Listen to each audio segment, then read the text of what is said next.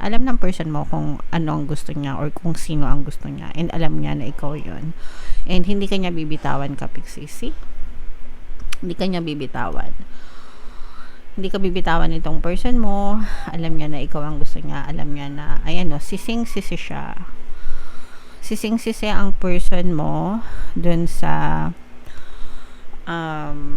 nagawa niya or kinasangkutan niya. Kahit na hindi siya guilty. Kasi feeling ko nga, sabi ko nga, kaya ko siya nasabing hindi guilty.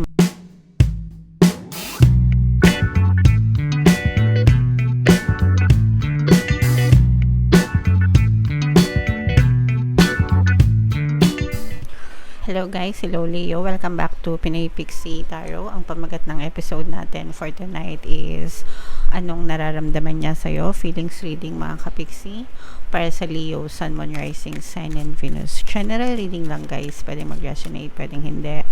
Combination ng positive and negative energy. Pasensya na kayo guys, medyo mahina yung boses ko kasi kakagaling lang natin sa sore throat. Hindi pa tayo masyadong magaling. Pasensya na guys.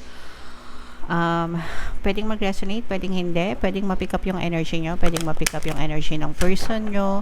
Roles can be reversed. If in case hindi kayo naka-resonate dito guys, try nyo i-check yung video dun sa zodiac sign ng person nyo, baka nandun yung energy nyo mga kapiksi. So tingnan natin yung mensahe sa inyo ng inyong person guys. Ikaw lang, walang iba. Naks. Grabe naman guys, sobrang haba naman ng hair mo dito, no? Ikaw lang, walang iba. Ibig sabihin mga kapiksi, kahit anong mangyari, ikaw pa rin ang mahal ng person mo, ikaw ang pipiliin niya, ikaw lang ang nasa puso niya, ikaw lang, wala nang iba ang kapiksi. Okay? What else? Tingnan natin, no? Tingnan pa natin kung ano yung mensahe niya sa'yo. Kalimutan natin ang nakaraan. For some of you guys, pwedeng kahit na sabihin niya na ikaw lang walang iba, pero parang nagkaroon kayo ng third party issue nitong person na to, and parang gusto niyang sabihin sa'yo na kalimutan nyo na yung past na yun, and kahit na may involvement ng third party, ikaw at ikaw pa rin yung pipiliin niya, babalik at babalik pa rin siya sa'yo. Pwedeng rumors lang, no? Ibig sabihin chismis lang ng mga marites yung existence ng third party, or kaya naman duda-duda lang, pero hindi talaga third party na mahal niya, or third party na ipagpapalit niya sa'yo, no? Hindi ganon. Kumbaga parang pwedeng may existence ng third party, pero hindi yun yung pinipili niya. Hindi yun yung, kumbaga nasa quantum bubble lang, pero wala sa bokabularyo niya na patulan yung third party na yun. And gusto ng person mo na kalimutan yung mga nakaraan regarding do sa third party, if meron, or kahit ano pang nakaraan nyo ng mga negative circumstances na nakaka-apekto sa relasyon nyo. Gusto niya na mag-focus sa ngayon, sa future nyo, ganyan, okay? And what else guys? Tingnan pa natin. Sana patawarin mo ako, okay? So yan, eto guys. So merong nagawa itong person mo, humihingi siya ng tawad, and gusto niya na makalimutan nyo na yung nakaraan na yon. So this is part of their past mga kapiksi. And parang itong sinasabi niya na ikaw lang walang iba, assurance ito, na kahit na pwedeng dati meron, pero again, sabi ko nga, ikaw at ikaw pa rin yung pipiliin niya. Ikaw lang para sa kanya, walang iba. And gusto niya na mapatawad mo siya. Pwedeng hindi niya to direktang masabi sa inyo guys, kasi sometimes, no, sorry is the hardest word to say. Mas mahirap pa yatang magsabi ng sorry kaysa sa I love you, at least for some, kasi halo-halo nandun yung guilt, nandun yung embarrassment, diba, shame, pagkahiya, especially yung guilt, no, and may in denial, diba. So a lot of reasons kung bakit hindi masabi yung salitang sorry, pero deep inside sa person mo, talagang pinagsisihan niya kung ano man yung nagawa niya, and gusto niyang parang gusto nitong humingi ng second chance sa'yo, and para makalimutan na yung nakaraan and mag-focus sa panibagong chapter ng relationship nyo, mga kapiksi. So, kahit anong status ng relationship nyo, pwedeng hiwalay na kayo, pwedeng no contact, ghosted, ganyan, pwedeng in a relationship pa, pero nag-aaway, mga ganyan. So, kahit anong status pwede, mga kapiksi. So, comment down below, guys, if feeling nyo naka-resonate kayo dyan.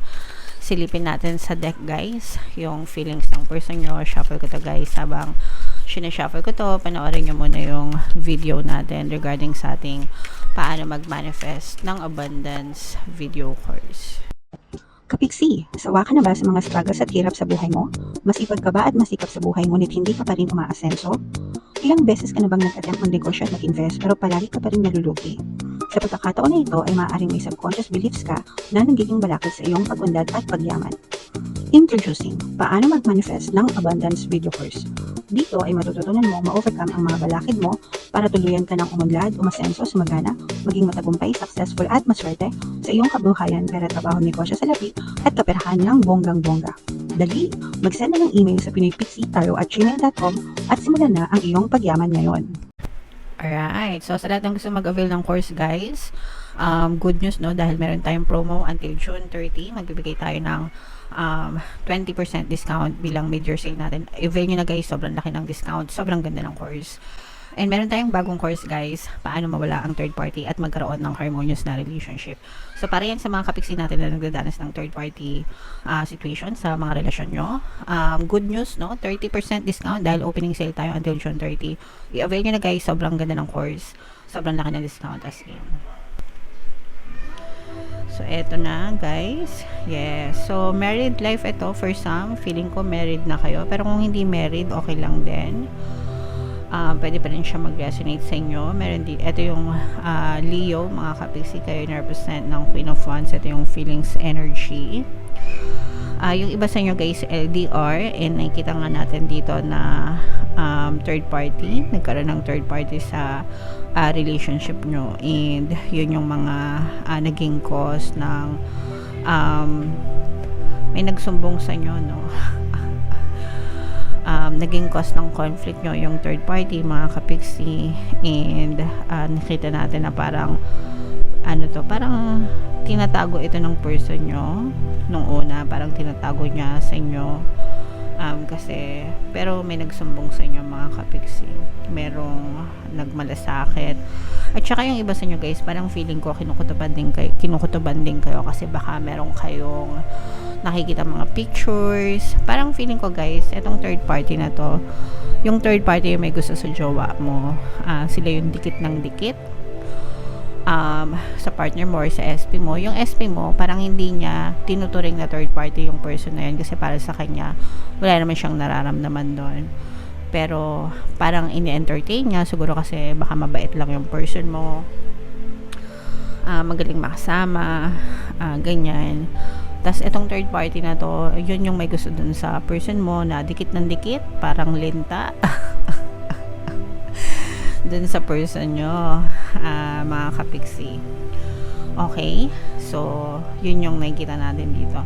Pero bukod pa dun, guys, may mga problema din kayo, no? Like isa, yung pagiging LDR nyo, medyo naka-contribute yon sa mga problema niya sa relationship para dun sa mga LDR. Pangalawa, masyadong busy sa trabaho yung iba sa inyo. It's either ikaw yung busy or sila yung busy. Pero regardless, kahit sino pa yung busy, dahil busy sa trabaho, medyo nalilesen yung time, lalo na pag LDR, magkalayo na nga, tas busy pa sa trabaho, parang nawawalan ng time, contact, communication, mga kapiksi. So, dagdag pa yun sa mga problema, no, na kinaharap nyo dito sa relationship na to. Pero sabi ko nga, guys, your person will still choose you no matter what, mga kapiksi. Dahil mahal ka ng person mo, gusto ka ng person mo, meron dito presence ng air signs, Aquarius, Gemini, Libra, Earth signs, Capricorn, Taurus, Virgo, alam ng person mo kung ano ang gusto niya or kung sino ang gusto niya, and alam niya na ikaw yun, and hindi ka niya bibitawan, Kapiksi. Hindi ka niya bibitawan. Hindi ka bibitawan itong person mo. Alam niya na ikaw ang gusto niya. Alam niya na, ayan o, sising-sisi siya. Sising-sisi ang person mo dun sa nagawa niya or kinasangkutan niya. Kahit na hindi siya guilty. Kasi feeling ko nga, sabi ko nga, kaya ako siya nasabing hindi guilty, mga Kapiksi, kasi nga, for some of them, although yung iba sa nyo, syempre iba-iba naman kayo ng sitwasyon, baka yung iba sa nyo talagang guilty yung person nyo and talagang pumatol sa third party. Pero dito sa case na to kasi, ang nakikita natin, ang nararamdaman natin is hindi pumapatol yung person mo dun sa third party, pero yung third party yung dikit ng dikit sa person mo.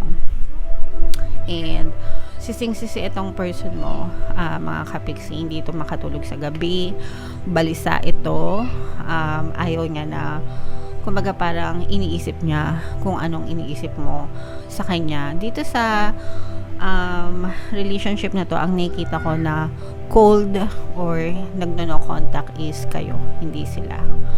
Parang kayo yung ayaw makipag-usap sa person nyo, kayo yung probably because you're hurt, no? Syempre, sometimes ganun yung ginagawa natin, ayaw natin sila makita or makausap kasi nasaktan tayo. Hindi, not necessarily sa galit, pero nasaktan. If you're hurt, ganun diba? Parang nagkakaroon ka ng defense mechanism.